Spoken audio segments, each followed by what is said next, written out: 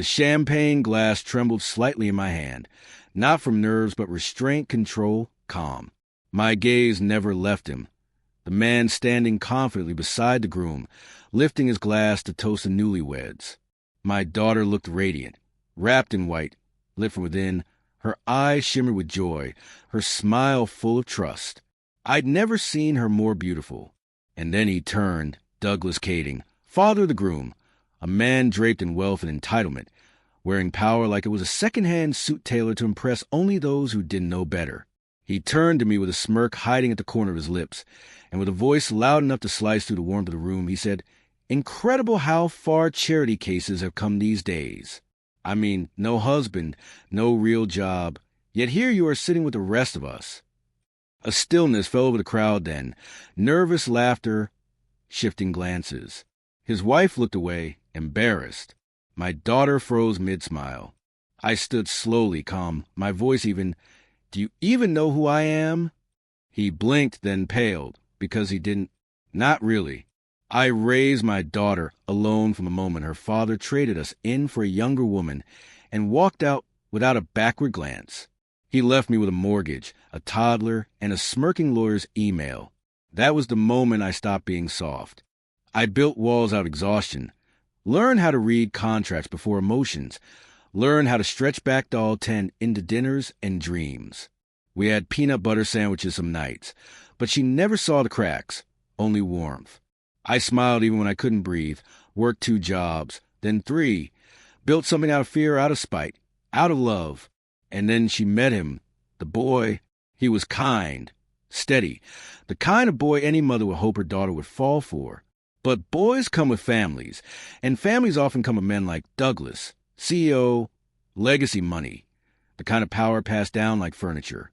When he looked at me the first time, it was with the cold appraisal of a surgeon examining something he didn't think worth saving. He smiled, but it didn't reach his eyes. The signs were subtle at first. A suggestion for a venue, then a wedding planner he hired, then a seating chart where I was pushed to the corner of the room, physically and symbolically. At first I thought it was coincidence, but men like Douglas don't believe in chance, only moves. He wanted the narrative clear. He was a host, the provider, the patriarch, and I just a woman who showed up to eat the food. But I didn't fight back, not then. I watched, I listened, I waited, because I hadn't survived everything. Built everything just to let a man like him erase me. The turning point came 3 months before the wedding. A legal document. A gift agreement hidden in a stack of vendor contracts I supposedly didn't need to review. But I read everything. I know numbers. I live in details. The gift wasn't a couple. It was a leash. A controlling stake in my daughter's startup. The company I helped her build from scratch. The one I funded in its infancy. The one I believed in before anyone else. He had tried to take it quietly, strategically, and behind my back. That's when the pain burned out, and the planning began. I started with a paper trail.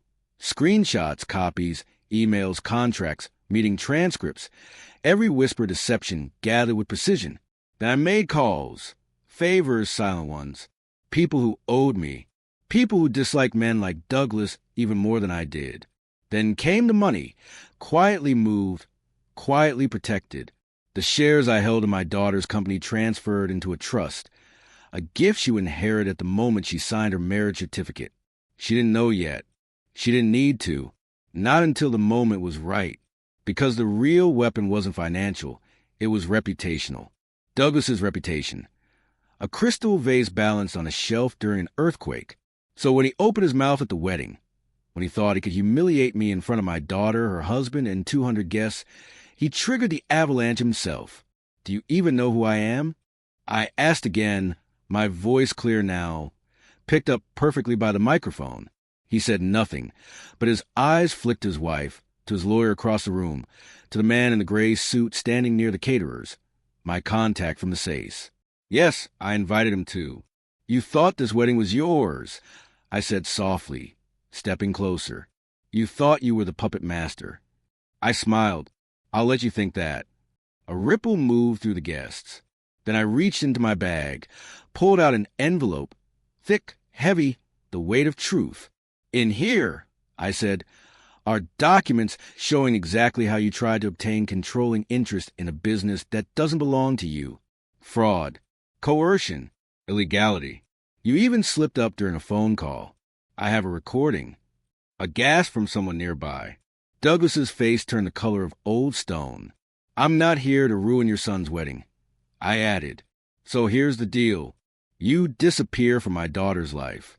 Quietly. No fanfare. No control. No strings. Or I go public. Tomorrow. He tried to speak, thought better of it. His wife was already crying.